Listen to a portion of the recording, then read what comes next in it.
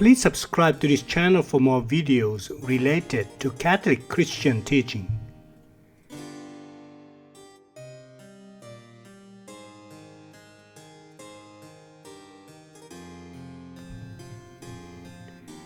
Theological opinions are views that can be freely held on aspects of doctrines concerning faith and morals, which are neither clearly attested in revelation nor decided by the magisterium of the Church. Their authority depends upon the reasons adduced in their favor. A point of doctrine ceases to be an object of free judgment when the magisterium of the Church takes an attitude which is clearly in favor of one opinion. Pope Pius XII explains in the encyclical Humani Generis, but if the Supreme Pontiffs in their official documents purposely pass judgment on a matter up to that time under dispute, it is obvious that the matter, according to the mind and the will of the pontiffs, cannot be any longer considered a question open to discussion among theologians.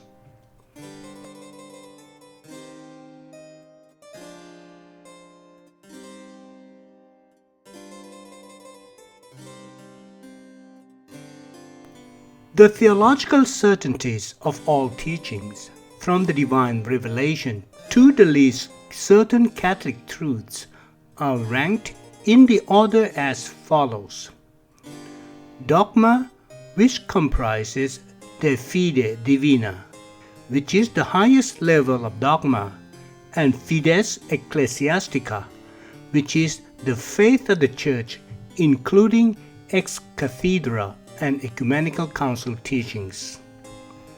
The second group is doctrines, which level of significance as shown: sententia fidei proxima, teaching proximate to the faith; sententia ad fidem pertinens, or sententia theologicae certa, teaching pertinent to the faith; sententia communis, common teaching; sententia probabilis, probable teaching; sententia pia, pious opinion; and opinio tolerata.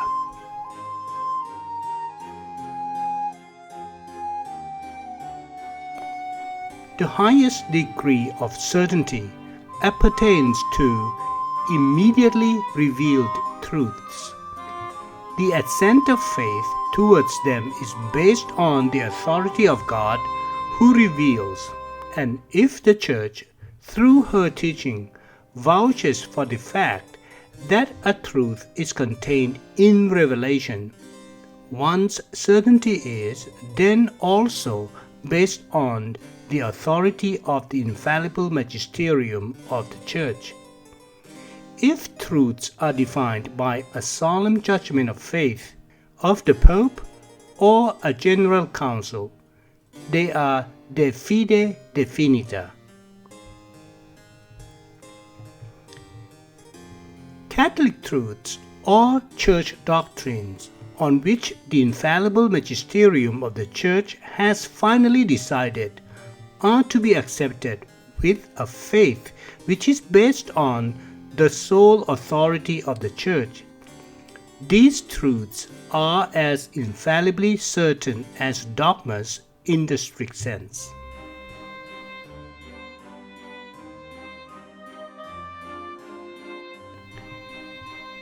A teaching proximate to faith is a doctrine which is generally regarded by theologians as a truth of revelation, but one which has not yet been finally promulgated as such by the Church.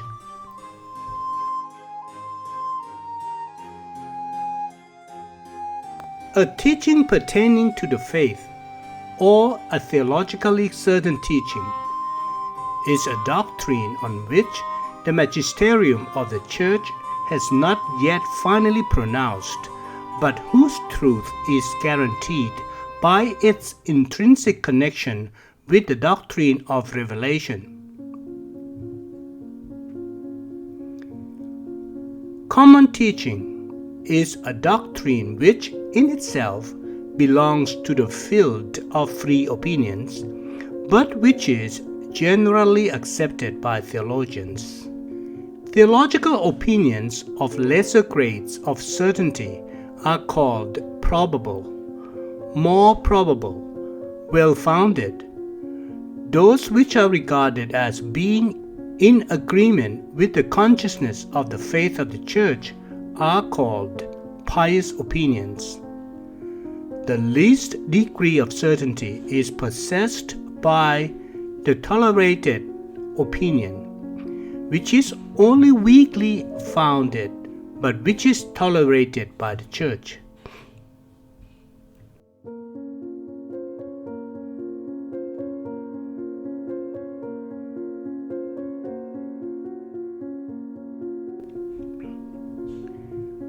With regard to the doctrinal teaching of the Church, it must be noted well that not all the assertions of the magisterium of the Church on question of faith and morals are infallible, and consequently irrevocable. Only those assertions are infallible which emanate from general councils representing the whole episcopate and the papal decision ex cathedra. The ordinary and usual form of papal teaching activity is not infallible. Furthermore, the decisions of the Roman congregations, such as the Congregation for the Doctrine of the Faith and Pontifical Biblical Commission, are not infallible. Nevertheless, they are normally to be accepted with an inner assent, which is based on the high supernatural authority of the Holy See. The so-called reverent silence does not generally suffice. By way of exception, the obligation of inner assent may cease if a competent expert, after a renewed scientific investigation of all ground, arrives at the positive conviction that the decision rests on an error.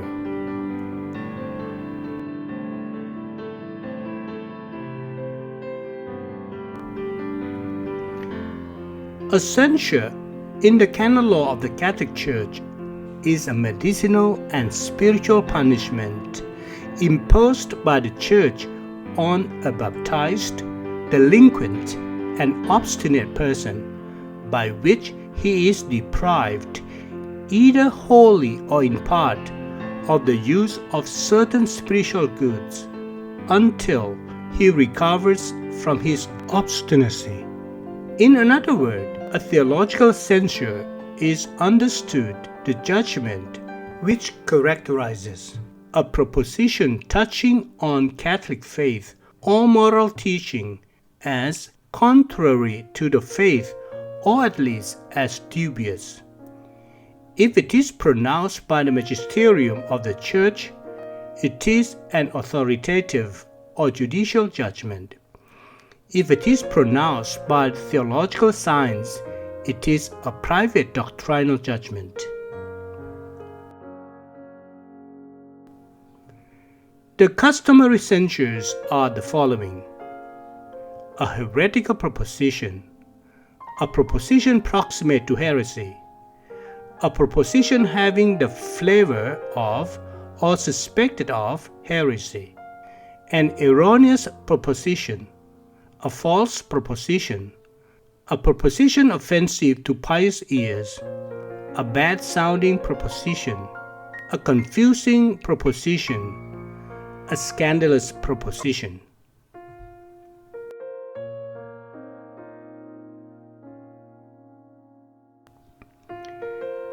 A heretical proposition, or a proposition opposed to a formal dogma, a proposition proximate to heresy, which is a proposition opposed to a teaching proximate to faith, a proposition having the flavor of or suspected of heresy.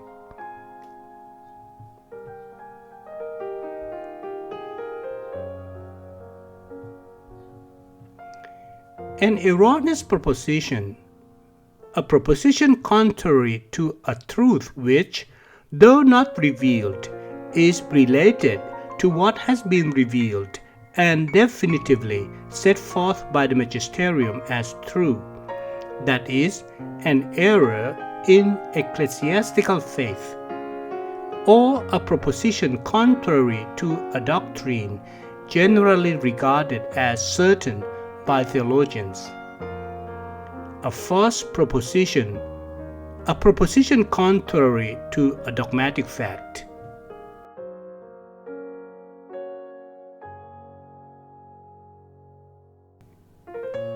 A rash proposition or a temerarious proposition, a proposition that departs from general teaching without reason.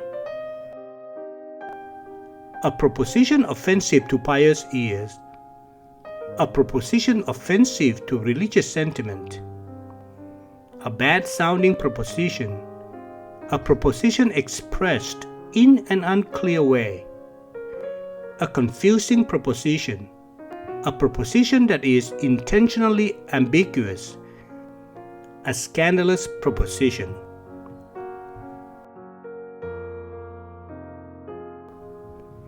To the form of the censures, a distinction is made between a censure attached to an individual proposition and censures which are imposed on a series of propositions.